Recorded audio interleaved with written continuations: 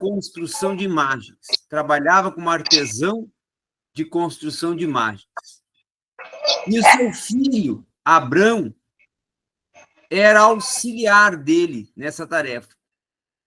Porém, não deixou se contaminar pela idolatria. E, ao contrário do seu pai, abandonou a prática da idolatria e procurou servir ao Deus verdadeiro. Quando Abraão ele vai tomar a decisão de seguir o seu caminho, porque o seu próprio pai o expulsa por ele não se tornar um idólatra, ele vai para uma terra e começa a prosperar com seus negócios. E vai construir, com seus esforços, um patrimônio, aonde vai chegar a ter 400 servos para lhe servir e trabalhar para ele. Nós vamos ver em Gênesis, capítulo 14, que ele vem com um exército de 400 soldados, 400 servos, e vence aos 4 reis de Gerar. E aí, uma prova da ação e intervenção de Deus na sua vida é que vai aparecer para ele uma teofania. O que é uma teofania? Uma manifestação representativa de Deus através de Melquisedeque, que era um tipo de Cristo e que também era uma manifestação como se o próprio Cristo, o anjo do Senhor, a segunda pessoa da Trindade, estivesse aparecendo ali na frente de Abraão. E Abraão vai lhe entregar o dízimo, muito antes do dízimo ser instituído. E Melquisedeque vai selar esse encontro com a ceia do pão e do vinho, que significa que entre uma comunhão e uma aliança, o pão e o vinho precisam estar presentes. E na sequência nós vamos ver Deus agora confirmando que tinha realmente um propósito para a vida de Abraão. Como tinha falado para ele lá em Gênesis 12, quando Deus dá a ordem para ele, sê tu uma bênção, né? E fala para ele, sai da tua terra e da tua parentela e vai para a terra onde eu te mostrarei. Depois nós vamos ver também, nos capítulos 16, nos capítulos também 17, já uma intervenção de Deus cuidando de cada momento da jornada de Abraão, da vida de Abraão, até que Deus vai confirmar toda a promessa de uma geração e até da continuidade da raça de Abraão a partir de constituir para ele próprio, Abraão, e passar a sua esposa, um filho, um herdeiro. Só que é herdeiro em meio à impossibilidade. Porque Abraão já era um homem alcançado em dias, e a sua esposa, Sara, não tinha condições de fertilidade, era uma mulher infértil, uma mulher que não poderia ter filhos, por sua própria constituição e natureza. Mas Deus é Deus do improvável. Deus é Deus que tem especialidade em mudar o sentido do natural para tornar sobrenatural. E na ótica humana era impossível, na ótica divina era possível. Abraão agora é alertado, é feita uma aliança com ele no Gênesis 17, é dado a ele a confirmação, e depois Deus vai falar com Sara, mas ela não vai acreditar.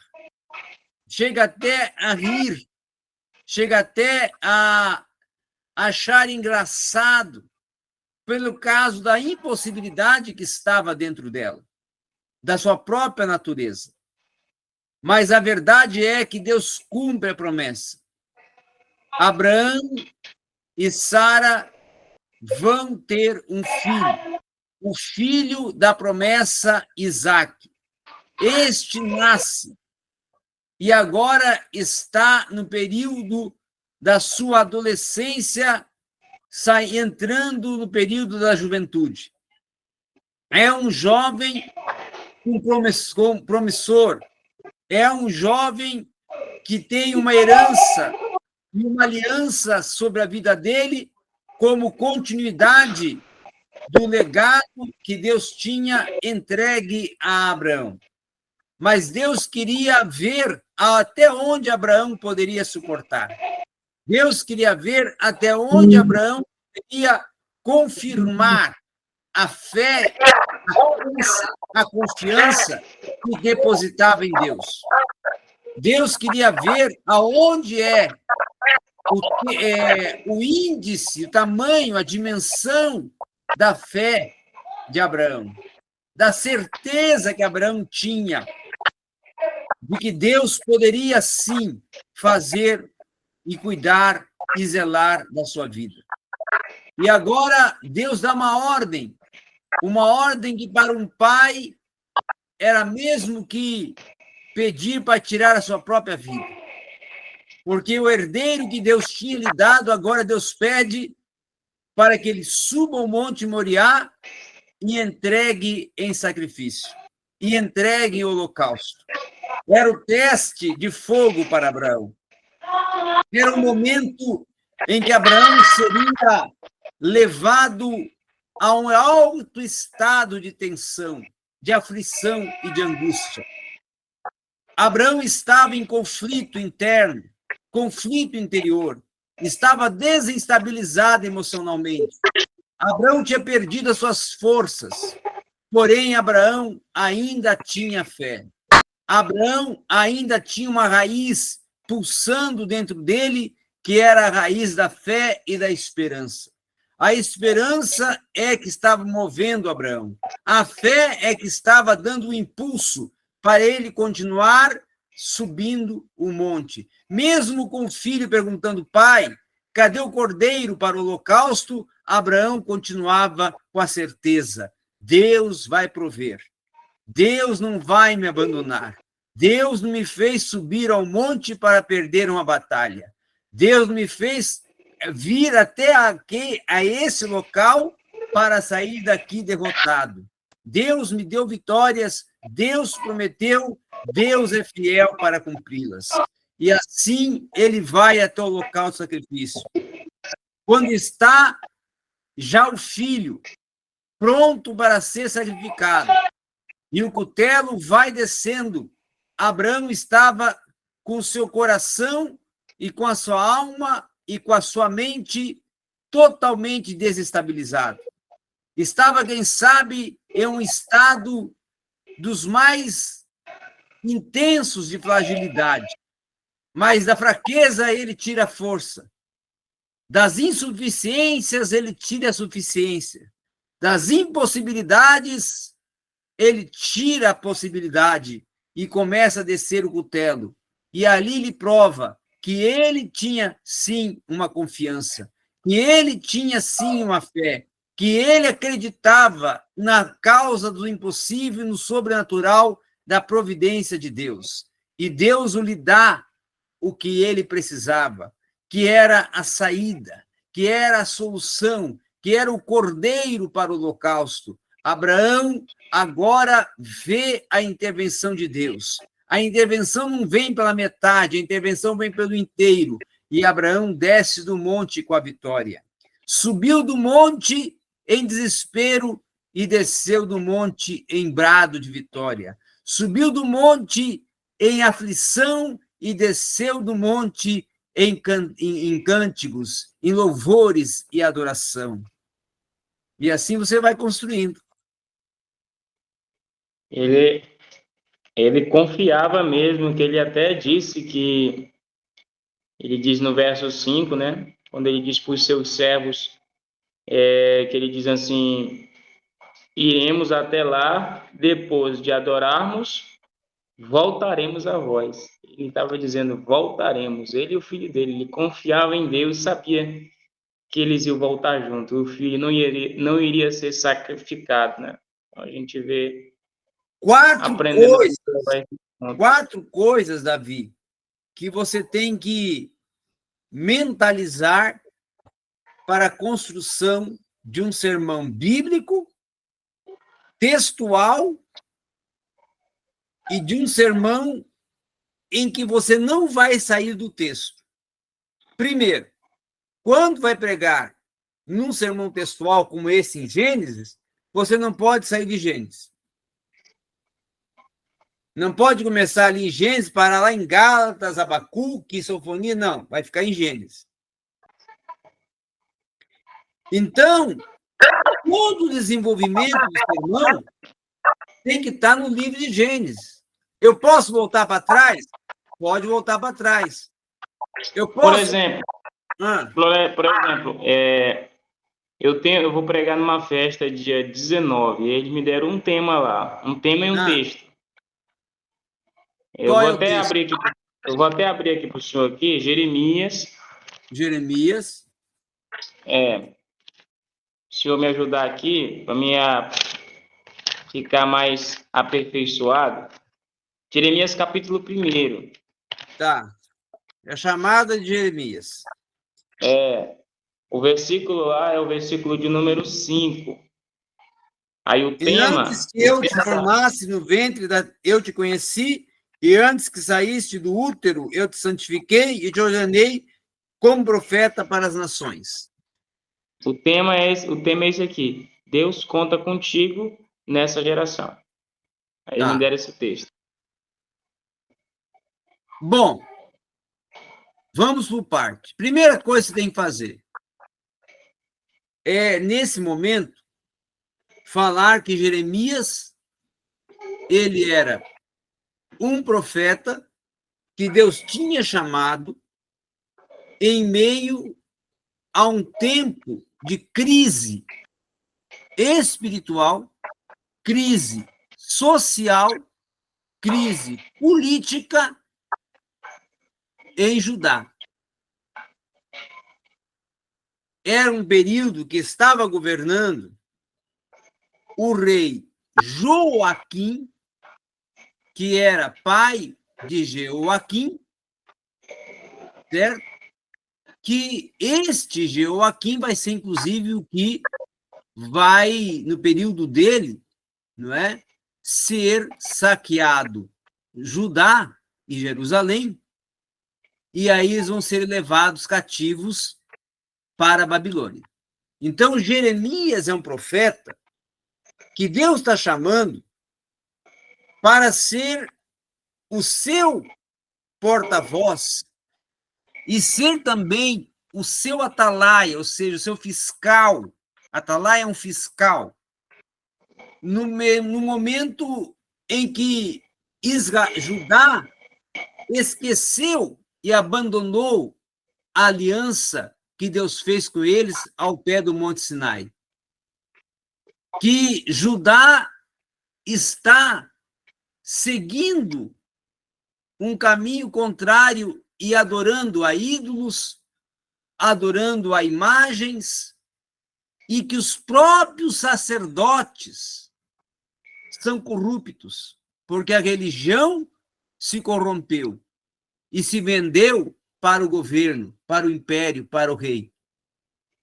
Então, Jeremias agora teria que lutar contra os sacerdotes, contra o rei e contra o povo, porque ele seria a voz de Deus para confrontar o povo, para alertar o povo, fazer eles relembrar da aliança que tiveram com Deus ao pé do Monte Sinai, feita pelos seus pais, e também alertar e cobrar o rei, e alertar e cobrar os sacerdotes. Então, automaticamente, Deus estava chamando ele para ser perseguido. Deus estava chamando ele para ser ultrajado. Deus estava chamando ele para passar por todas as esferas de conflitos humanos. E agora ele se encontra numa condição de achar como uma criança, fragilizado, incapaz, sem força emocional, física, para enfrentar essa dimensão de responsabilidade que era chamada de ser um profeta nesse tempo de crise, nesse tempo de desestruturas, nesse tempo de conflitos espiritual, religioso, político e moral. Por isso que agora, no versículo 5, ele está recebendo de Deus uma confirmação. Ele está recebendo de Deus um encorajamento. Ele está recebendo de Deus uma palavra de ânimo e de segurança e de esperança. Ele diz no versículo anterior, o versículo 3 e o 4, que nós podemos ver que até ele se achava sem condições. Mas no versículo 5, o Senhor está falando para ele, antes que eu te formasse, ou seja, antes que você viesse a ser um feto, antes que você viesse a ter uma estrutura óssea, antes que você viesse até a respirar no ventre da sua mãe, eu já tinha te separado como um profeta, como um atalaia, como um mensageiro. Porque o termo profeta no Antigo Testamento é nabi, e nabi significa mensageiro, significa atalaia e significa também vidente, aquele que vê através de visões, de sonhos e revelações. Agora, Deus também fala com ele que ele estava santificado, ou seja, a sua vida estava em estado de pureza. Santificado no original grego, hagios, perfeição, estava em estado de perfeição. Estava também em estado de separação. E tem um termo no grego que dá para ser relacionado, no hebraico, que dá para ser relacionado com santidade aqui, que é TCAK, que significa justiça e separação. Deus estava tornando Jeremias, e já tinha o tornado, um homem justo, um homem íntegro e separado para uma missão e para ter uma vida pura, consagrada perante Deus, para ser a diferença, para ser uma referência, para ter uma condição de se tornar um padrão perante as pessoas, um modelo perante as pessoas. E aí agora Deus fala, eu te ordenei, ou seja, a ordem não veio do homem, veio de Deus. Deus dá uma ordem que ele seria um profeta, não somente para Judá, mas para as nações. A boca dele iria transmitir mensagem para nações. A mente dele receberia visões e sonhos para as nações. Ele seria um porta-voz dentro de um tempo de crise para alertar o povo sobre o que estava por vir no escatom, no futuro de Deus, para as nações, no futuro de Deus para Judá e no futuro de Deus para todos os povos. E assim você vai trabalhando. Sem sair de Jeremias e sem sair do versículo e do capítulo. Uhum. Porque o assim, eu queria que você me respondesse uma dúvida. Foi por que ele disse: Ah, Senhor Deus, eis que não sei falar porque sou uma criança, sou um menino, em outras traduções, né? Não é que Por que ele, ele chegou a dizer? não é que ele estava na condição de uma criança, no sentido físico. Não, não é isso. Uhum. Ele fala, ele dá esse ar de infantilidade, porque ele olha a situação que está à sua frente. Quem sou eu para enfrentar os sacerdotes? Quem sou eu para enfrentar o rei?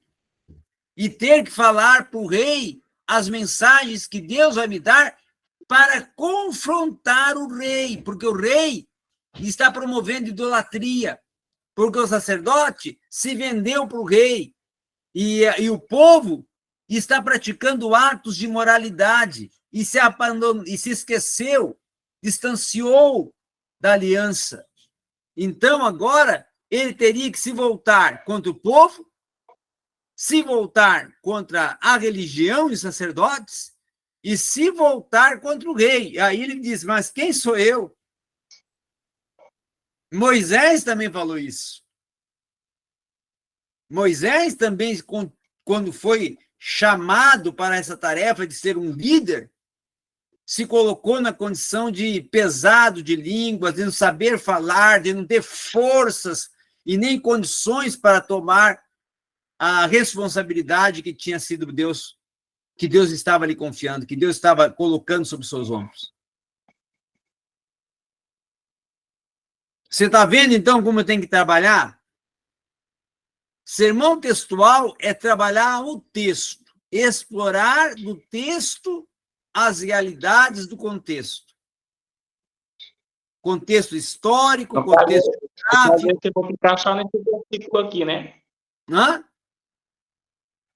No caso, como foi um tema, né? Deus conta contigo nessa geração, me deram o texto, no caso eu vou ficar só nesse versículo. Sim, porque olha o que você pode falar que vai de encontro ao tema. Igual a geração de Jeremias, nós hoje vivemos num mundo corrompido. Numa sociedade que está em total degradação moral. Uma sociedade corrompida, onde a própria religião, a própria igreja está se vendendo para uma falsa religiosidade, uma falsa prática de comunhão com Deus. Muitos estão se corrompendo dentro da própria igreja. Agora Deus conta com aqueles que sejam como Jeremias, que não temam a morte, que não temam o calabouço, que não temam o poço onde Jeremias ficou enterrado, com areia movediça até o pescoço, que não temam os sacerdotes, que não temam os governantes, mas que falem a verdade, custe o que custar, sendo boca de Deus para confrontar ao povo, confrontar a religião, confrontar o governante como um representante de Deus na Terra. Então, você vai fazer o quê? Vai interrelacionar Jeremias e a missão de Jeremias com a realidade de hoje, que não é muito distante, porque não está distante. Nós estamos vivendo um tempo que podemos dizer que até é um tempo que corresponde com o tempo de Jeremias.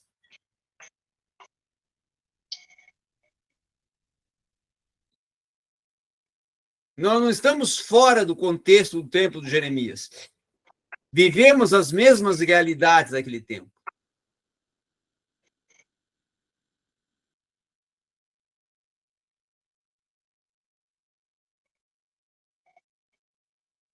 Muitos. Entendi. Você pode, essa mensagem aí, ó, é para confrontar. Muitos se deixaram levar pela glória passageira do sucesso, da fama, do dinheiro, mas se esqueceram que religião não é terrena, é celeste. Porque religião não é comunhão com o homem, é comunhão com Deus. E muitos estão preferindo ter comunhão com o homem do que com Deus. Aí você vai atrapalhando.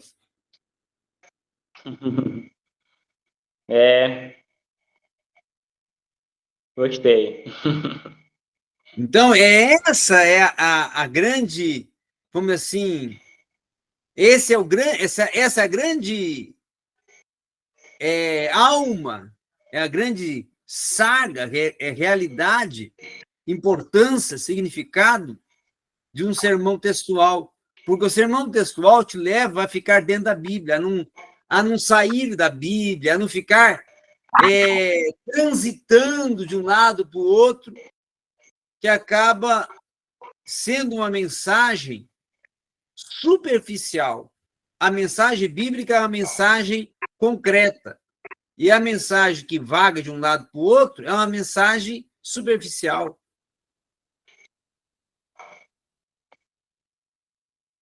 Então, o segredo do sermão textual é você conhecer o contexto histórico, o contexto geográfico, o contexto político e o contexto religioso. Agora, nós vamos aprender ainda outros tipos de sermão. O sermão biográfico, o sermão expositivo e o sermão exegético, que é já trabalhando todos os termos no original hebraico, grego, para poder fazer uma exegese do texto e uma aplicação exegética do texto para a igreja. Aí esse já é mais complicado, mas nós vamos trabalhar em cima.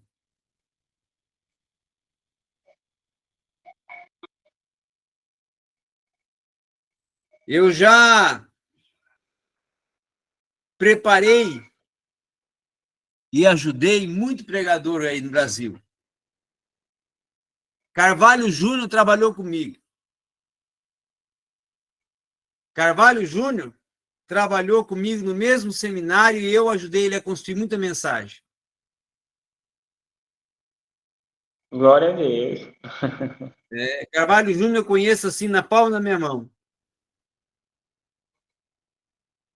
Então, a grande realidade é você levar o povo a entender a verdade do texto.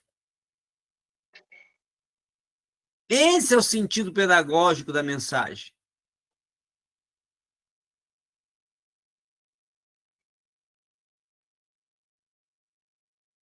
E hoje você pode ver o outro. Vou te dar aqui um exemplo.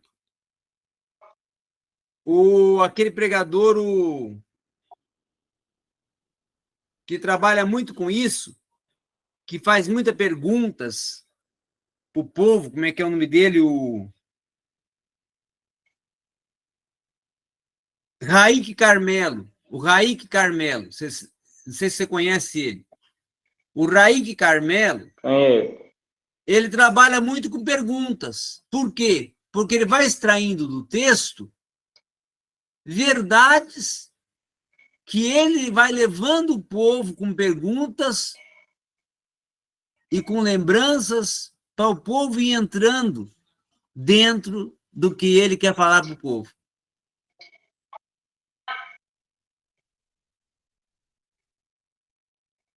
Como é que eu faço isso? Nesse texto que vamos pregar em Jeremias 1, versículo 5. Então, quer dizer que Jeremias estava inconstante, que Jeremias se encontrava numa condição menosprezível, que ele não se achava capaz. A verdade é que vou tirar que temos 4 lições. Primeiro, Deus não conta com os capazes. Segundo, Deus não quer pessoas autoconfiantes. Terceiro, Deus gosta do pequeno. E Deus prefere o que se acha humilde perante a responsabilidade. É isso, é trabalhando essas questões aí. É isso que leva o povo a entrar dentro do sermão.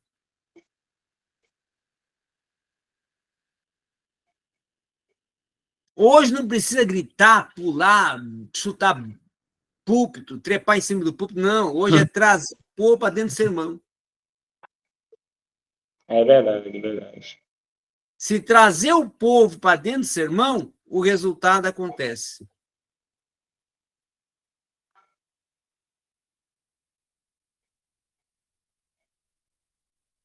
Você vai dialogando com o povo, vai trazendo o povo junto contigo,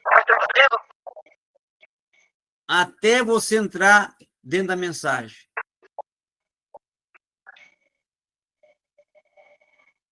E a importância da introdução do texto ser sempre dentro do livro que você vai abordar, no caso de Jeremias, dentro do livro de Jeremias. Uhum. Um conselho que eu te dou, leia muito. 3 livros que você tem que ler muito. Se puder comprar, compra. Se não puder comprar, baixa em PDF e lê. História dos Hebreus, de Flávio José. História dos Hebreus, de Flávio José. Segundo, tenha um bom manual bíblico. Um bom manual bíblico. Por exemplo, o manual bíblico de Halley. Um bom manual bíblico. Certo? Não fique preso à Bíblia de estudo, porque Bíblia de estudo torna o pregador preguiçoso. Bíblia de estudo torna o pregador viciado só na rota de rodapé. E nunca ele vai ter mensagem que vai sair da mente dele, porque vai ficar só preso no que diz o comentarista. Não faça isso. Aprenda a andar pelas suas próprias interpretações, sem ficar preso ao que fala o comentarista da Bíblia de estudo, não. Quem vai fazer o comentário é você. Você que tem que fazer o seu comentário. E outro livro que você precisa ter também é um bom comentário bíblico, exegético. Por exemplo, o comentário expositivo de Bacon. É um bom comentário bíblico, porque ele me traz o original. O que o termo original fala, traz, e ele me elucida numa exegese. Então, as ferramentas básicas. Essas ferramentas básicas você precisa ter. Se não tem em físico, baixa PDF.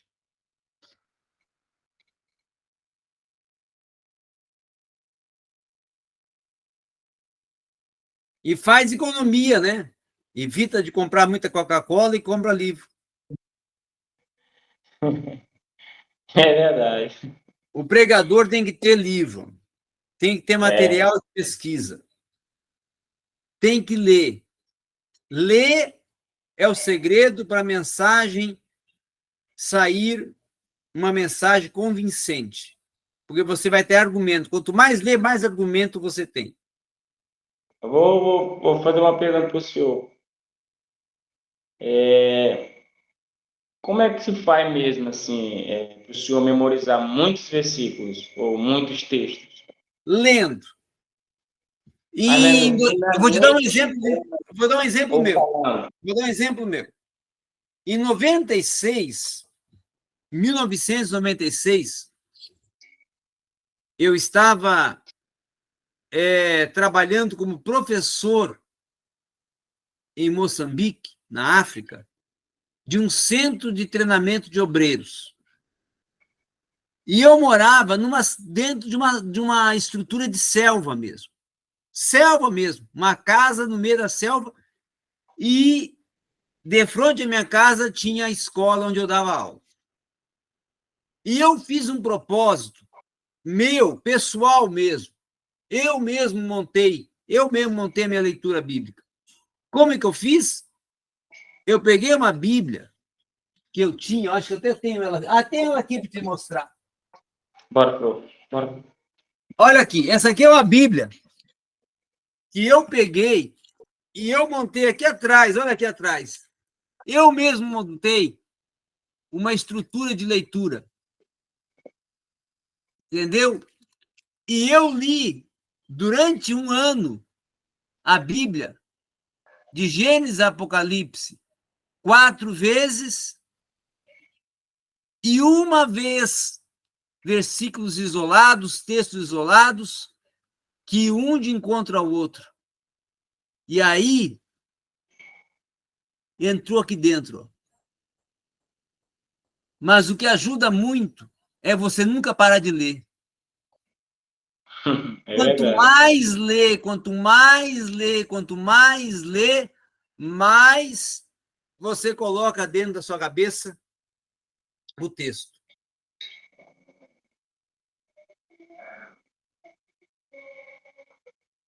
Meu amigo, eu encerrei esse ano com 15 mil. Você viu lá o que eu postei? Olha aqui, ó. Olha aqui, ó. Aqui está a minha agenda de leitura. Aí, ó. 15.330 páginas. Então, eu vou anotando todos os livros que eu leio. Eu li, sabe quantos livros esse ano? 80 livros.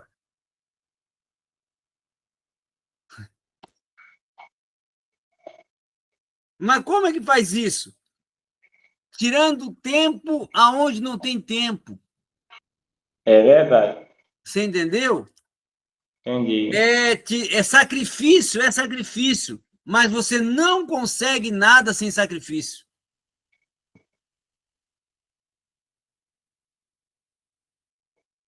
Hoje a pessoa fica me olhando assim, mas como é que esse homem consegue guardar tanta coisa? Ué, tempo de estudo, tempo de estudo, tempo de estudo, não parar de estudar.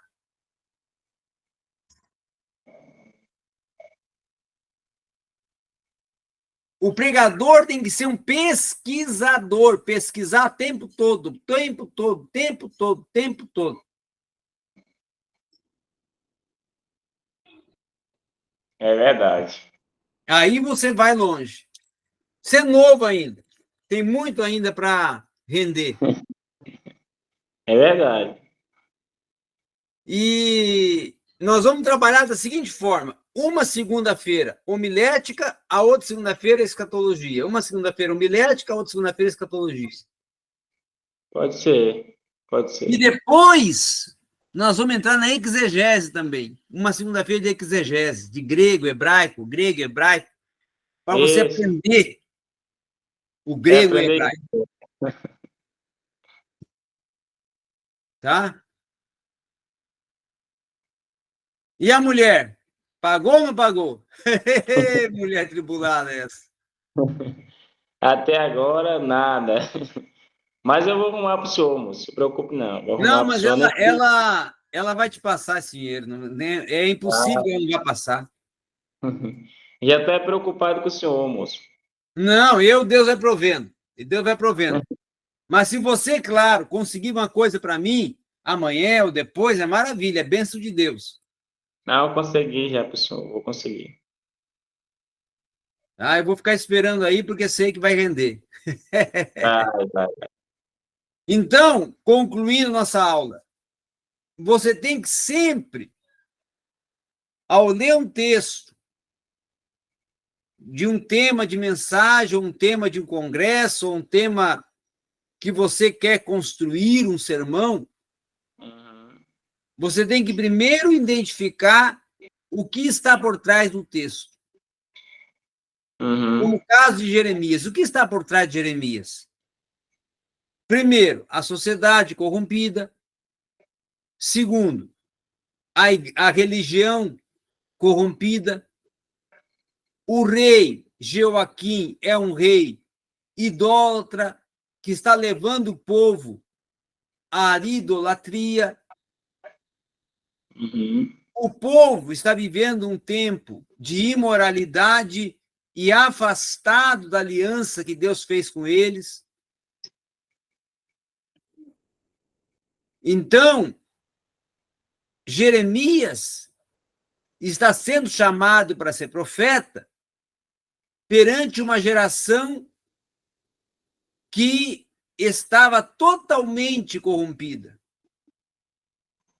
Uma geração que esqueceu das grandes obras que Deus fez com eles em meio ao deserto, com seus pais, né? Que fez com seus pais em meio ao deserto, e com o que Deus tinha feito por eles através da estrutura social e que Deus tinha dado para Judá, tornando uma nação próspera, um reino próspero. E eles se esqueceram de tudo isso. Abandonaram a fé, abandonaram a religião, abandonaram a aliança em troca de favores. Então, é isso que você tem que começar a ter em mente. Quando vai preparar um sermão, primeiro vou olhar o aspecto histórico, o aspecto geográfico, o aspecto político, religioso, social, aí trabalho o sermão dentro disso.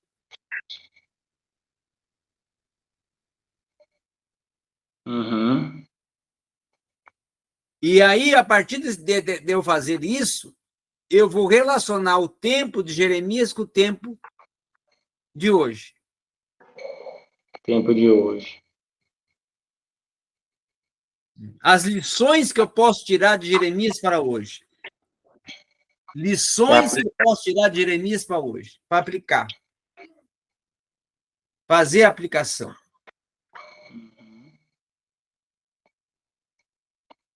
Amém. É isso que você tem que procurar entender. Deixa eu colocar, o meu carregador está acabando aqui a bateria. Quando você entende isso, o sermão sai. Quando você entende isso, o sermão sai.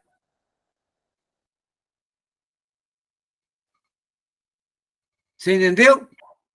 Entendi. Qual mais dúvidas que você tem? Não, daqui para frente aí.